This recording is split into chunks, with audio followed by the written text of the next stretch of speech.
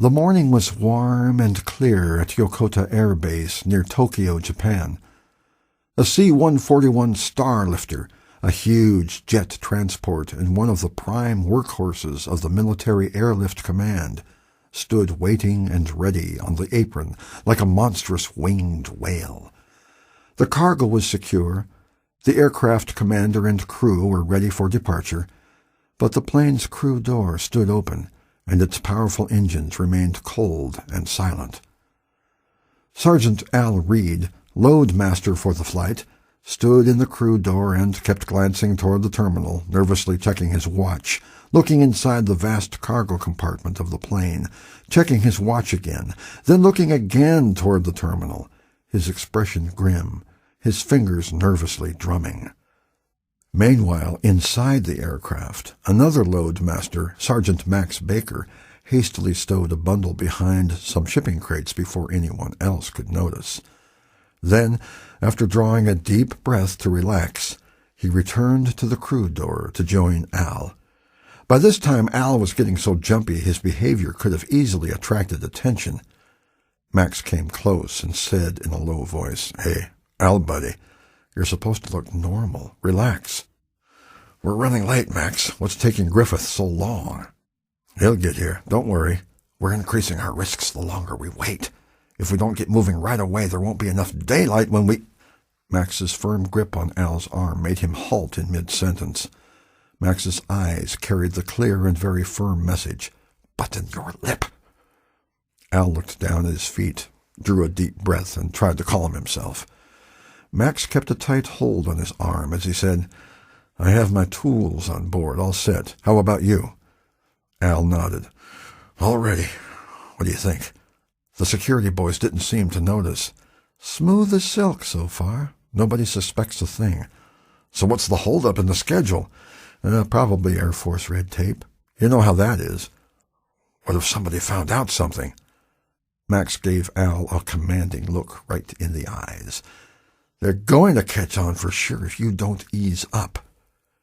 Just then Al saw what he'd been looking for. "Hey, there he is!"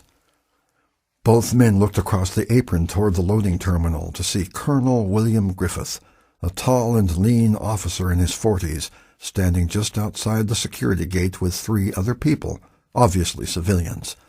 A tall, strong-looking gentleman in a business suit, and 2 teenaged children, a young man and a young lady. The young lady, a beautiful blonde girl, had some luggage which Griffith picked up to carry for her. "Oh, great," said Al. No, it's a mistake. It has to be," said Max. "Come on, you've got eyes in your head, Max. Griffith's bringing a civilian passenger aboard." "But it might be a mix-up. This is supposed to be a security flight." As they watched, Colonel Griffith shook hands with the gentleman and the young man and began to escort the young lady through the security gate and across the apron toward the Starlifter. "So what do we do now?" whispered Al. "Everything," said Max with cold eyes. "Exactly the same. Come on, let's get working." The 2 loadmasters returned to their duties aboard the vast transport and managed to look occupied and normal enough when Griffith boarded the plane, escorting the young girl. "Gentlemen," said Griffith, and the 2 men gave him their undivided attention. "This is Miss Lila Cooper. She'll be hitching a ride with you back to the States." Griffith went through the introductions, and Lila shook each man's hand. "Be sure to make her comfortable." Just then, some 5 feet above them, the door to the flight deck opened, and a handsome black officer leaned out and saluted. "Oh, is this the passenger?" Griffith introduced them. "Lila, this is Lieutenant Isaac Jameson, the co-pilot." Lieutenant Jameson stepped quickly down the short ladder and extended his hand. "Welcome aboard, Miss Cooper. We're just finishing our pre-flight, so as soon as we're all ready, I'll take you up to the flight deck and introduce you to the rest of the crew." 13-year-old Lila Cooper was comforted by the kindness in the lieutenant's eyes. His warmth seemed to be the only thing truly inviting about this big aircraft.